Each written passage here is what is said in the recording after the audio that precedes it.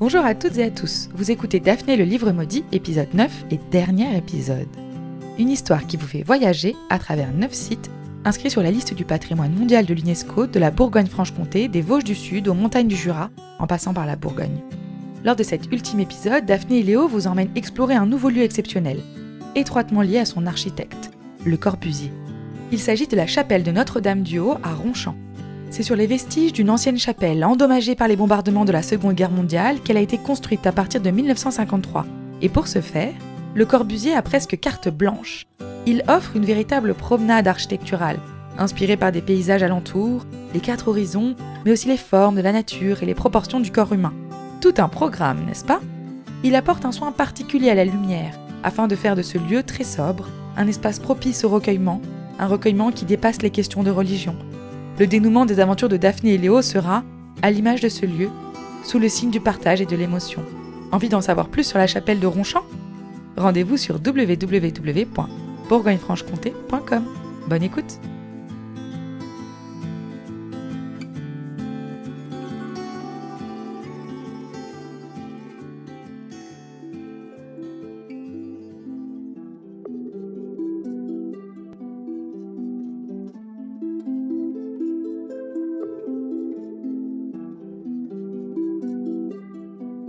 De la pulpe du doigt, tu toucheras. De la pulpe du doigt, le sort se propagera. La chair deviendra pierre et le furteur se figera. Pour un jour ou pour toujours, seule la magie le dira.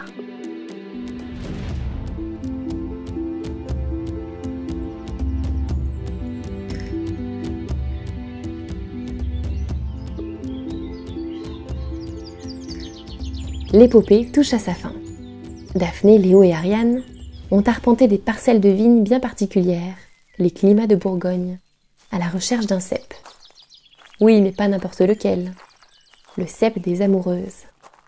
Pour se procurer ce pied de vigne, le groupe a demandé un coup de main à Pauline, une vigneronne. Et la chance est de leur côté. Les amoureuses n'est autre que le climat de son voisin, Émile.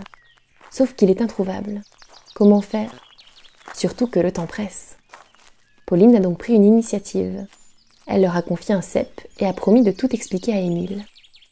Tandis que nos amis franchissent la porte marquant l'entrée du clos des amoureux, la magie a encore fait des siennes. Un grand flash a fait crépiter l'air. L'espace de quelques instants, l'arche de pierre est devenue un portail dans lequel Daphné, Léo et Ariane ont disparu. Mais pas pour longtemps, évidemment. Cet accès les mène forcément quelque part. Leur corps se soulève comme transporté par une vague très douce.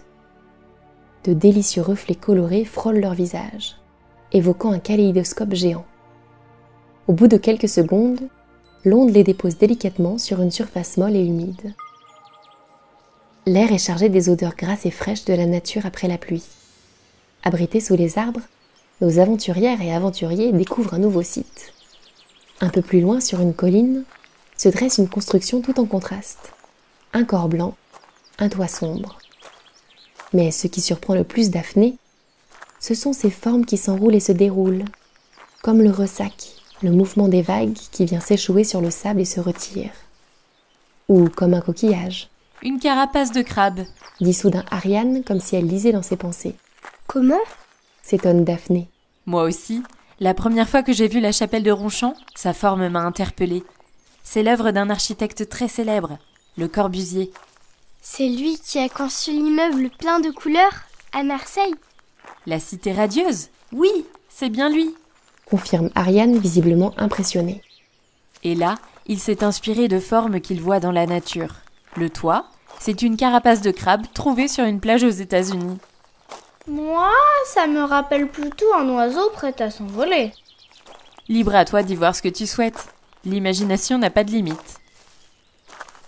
Pendant quelques minutes, les enfants et Ariane continuent d'admirer l'architecture et suggèrent ce que leur évoquent les différentes parties de la chapelle. Ariane finit par taper dans ses mains, surprenant un peu Daphné qui était perdue dans ses pensées. Allez, en quête du dernier ingrédient pour la potion. Les frondaisons de lumière. Même plus besoin de vérifier dans mon carnet. Reste que je ne sais pas du tout ce que c'est. Moi non plus. Concède Léo. Et toi, Ariane ? L'air désolé, elle secoue la tête. Daphné commence à s'inquiéter. Si proche du but, serait-il dans une impasse?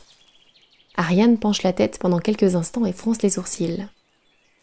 Après cette intense réflexion, elle leur explique avoir abordé le travail de Le Corbusier durant ses études. Or, si ses souvenirs sont bons, la lumière l'intéressait beaucoup. En fait, il l'a considérée comme un matériau à part entière, au même titre que le béton, le métal ou le bois. Pour mieux le comprendre, elle suggère à Daphné et Léo d'explorer la chapelle. En faisant le tour, les enfants découvrent que Le Corbusier a même imaginé un espace pour célébrer la messe à l'extérieur. Voir les ombres danser sur la façade de la chapelle en été, cela doit être magnifique. Bientôt, au sud, les compères aperçoivent un gigantesque tableau, comme posé sur l'un des murs de la chapelle. Daphné s'arrête et l'observe. La composition mêle des formes simples, étoiles, triangles ou rectangles, et des couleurs très vives. Ici du rouge, là du vert ou du jaune, rehaussé de noir et de blanc. Drôle d'endroit pour une peinture, constate Daphné. Ce n'est pas une peinture ordinaire. D'abord, si vous ouvrez l'œil, vous verrez que Le Corbusier l'a signé. Il a laissé l'empreinte de ses doigts et a posé ses initiales. Et en fait, c'est la porte de la chapelle, explique Ariane. Ah, chouette, on va pouvoir rentrer par là. Eh bien, non. Précise Ariane, tandis que Daphné pose les mains sur les hanches, sceptique. Elle n'est ouverte que les jours de pèlerinage et le dimanche, pour la messe. Mais à peine a-t-elle fini sa phrase que le panneau monumental commence à pivoter, comme mu par une force invisible. Après quelques instants d'hésitation, Daphné, Léo et Ariane pénètrent dans le bâtiment. L'espace, très pur et sobre, invite au silence et au recueillement. Hormis une croix derrière l'autel, la statue de la Vierge Marie et une autre d'un saint que Daphné n'arrive pas à identifier, mais avec un air familier, il n'y a quasiment pas d'ornement ou de décoration. Toutefois, l'endroit n'est pas nu, au contraire. Comme Ariane l'a expliqué, la lumière est omniprésente. Là, dans les chapelles et sur les côtés, elle ruisselle le long des murs, comme une cascade éblouissante. Ailleurs, l'un des murs est percé de nombreuses ouvertures. On dirait presque des meurtrières, un peu comme dans un château fort, constate Léo. Des meurtrières avec des vitrages? Voilà qui n'est pas ordinaire. Mais je comprends ce que tu veux dire. Ce mur est vraiment très épais, et ses ouvertures, parfois toutes petites. D'autres sont bien plus grandes. Oui, et la luminosité évolue au fil de la journée. On pourrait rester un peu pour voir ça, suggère Léo. Peut-être, après avoir trouvé le dernier indice. En parlant de ça, plus j'y réfléchis, et plus je me dis que ces frondaisons lumineuses doivent avoir un lien avec les vitres que l'architecte a décorées lui-même. Au fait, ça veut dire quoi, frondaison? C'est le feuillage des arbres. Et si c'était ça? Daphné pointe du doigt une des vitres à côté des bancs qui s'alignent dans le chœur. Dans un vibrant carré vert, les contours noirs et épais d'une feuille apparaissent. Les trois amis s'en rapprochent pour mieux l'observer. C'est alors que la lumière se fait bien plus vive, comme si le soleil perçait les nuages. Un rayon doré frappe le dessin. Brusquement, une véritable feuille volette dans leur direction. Tandis que Léo tend la main pour l'attraper, le feuillage vient se poser sur sa paume. Le visage de garçon se fend d'un grand sourire. Ça y est, il en est certain. Tous les ingrédients ont été réunis. Maintenant, il faut vite concocter la potion et retourner à l'église de la Charité où est resté l'oncle Étienne. À moins que...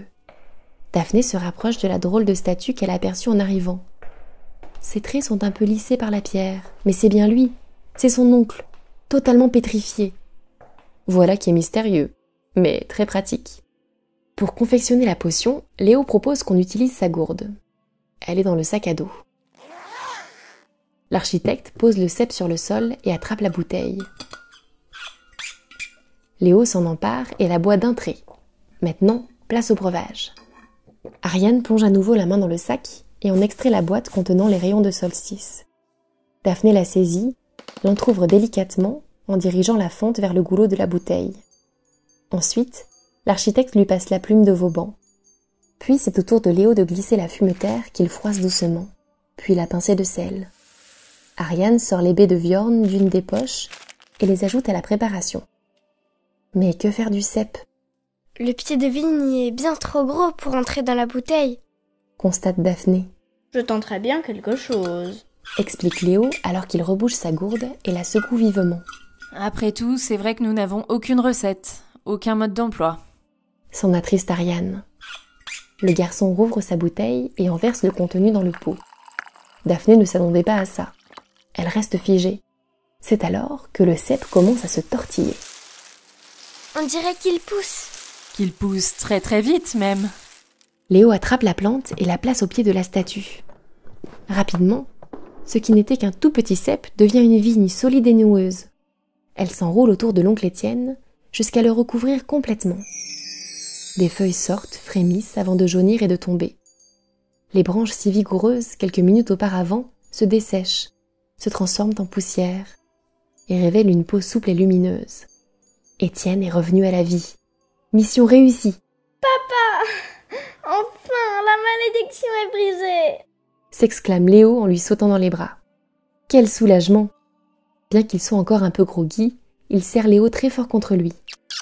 Puis, c'est Daphné qui passe les bras autour de son cou. Ariane, restée en retrait, vient le saluer et lui raconte la drôle d'aventure qui a été la leur. D'abord sans voix, Étienne reprend progressivement ses esprits et leur explique ce dont il se souvient. Car, même s'il était pétrifié, il a vu et entendu de nombreuses choses. Alors qu'il était encore au prieuré de la Charité, un étrange mage lui a rendu visite. Le personnage se réjouissait qu'Étienne soit tombé dans son piège. Il avait placé ce grimoire dans l'église pour attirer les religieux et tous les visiteurs bien trop curieux.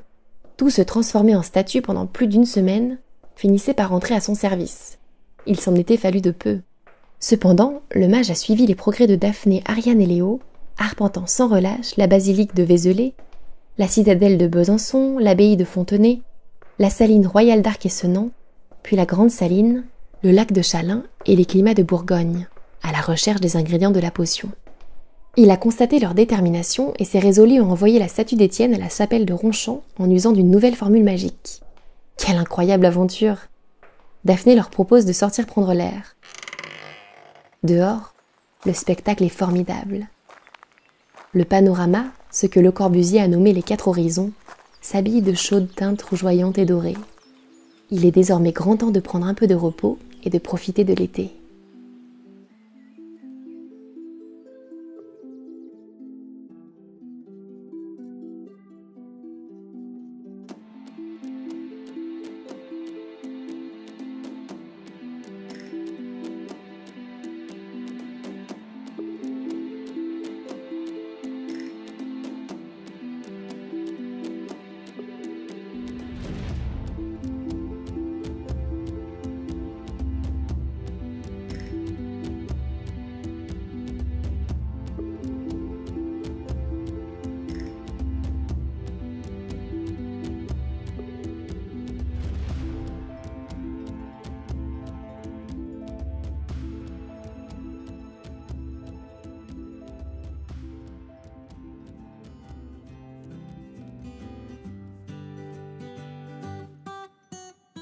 Vous venez d'écouter une histoire d'Envolée Comté, une création originale écrite par Clémence Simon.